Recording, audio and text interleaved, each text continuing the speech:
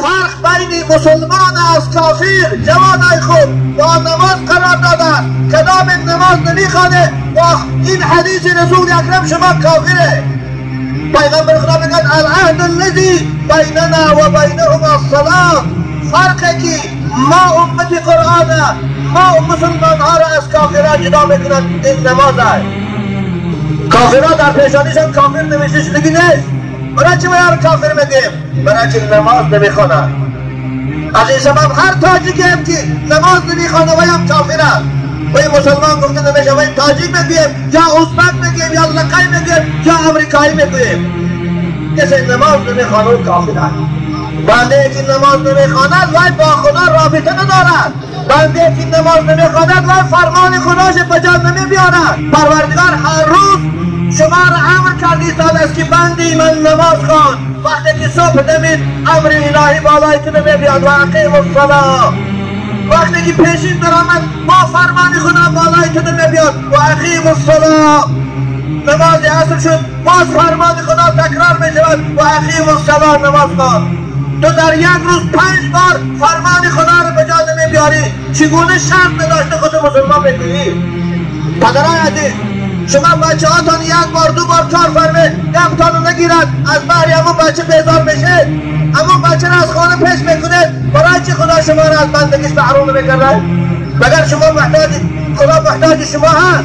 حضرت مولوی میگد خوب گوید حمدلله جلد خنزیری به من تا نگشتم آدمی در بین انسان به نماز. ای شرمنده ها ای خدا زده ها خوب از شما بهتر است. خوب حمد خدا رو میگوید که پروردگارا من خوب کردی. من در نظر آدم ها بسیار بد نما کرده نشان دادی اما الحمدلله که به نماز گم نکردی. فهمیدی ساده گپی منه؟ این حکم خدا است. این حکم پیغمبر است. اقیموا الصلاة ولا تکونوا من المشرکین. خدا بگه نماز خوانه به سبب نماز بخواندن خدا تا کافر نکنه. نماز نمیخواندگی بنده خواه مرد خواندن خواهرای که ندای من مثل شما در پیشگاه خدا از زناگارم بدتر است از آدم کشم بدتر است. بنابر نماز این فرقی بین مؤمن و کافر است.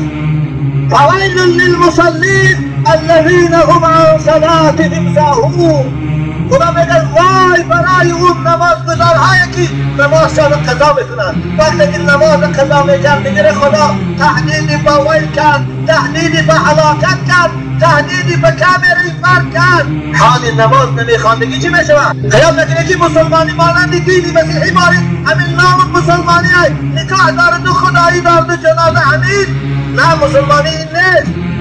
این خرابکاری است. خواه مرد و خواه زن خواه جوان و خواه پیر کسی نماز میخوانه نماز برای وی در قبر و شمدور های قبر باقی از باقی جنت های برای نمازخوان ها و چقری از چقری های دوزخ برای بی نماز ها. کسی نماز نمیخوانه وی نور نداره قبرش نور نداره قبری وی چقری از چقری های دوزخ هست.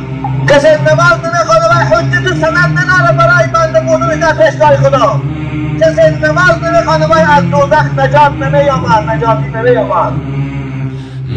و این بی نماز اگرچه بچه ایشان است اگرچه بچه مخزوم است اگرچه داداش ماماش نماز خوان بود خودش بی نماز است. رسول اکرم در وکان یوم القیامه مع فرعون و هامان. روز قیامت همراه فرعون است همراه هامان است همراه قارون است همراه ابی بن خلف است. اگر شما این 4 نفر نشناسه به نمازها شما روز قیامت همراه زید ده همراه ستانی ده همراه کلبرگ ده همراه انگلیسه شما همراه اونها هستی.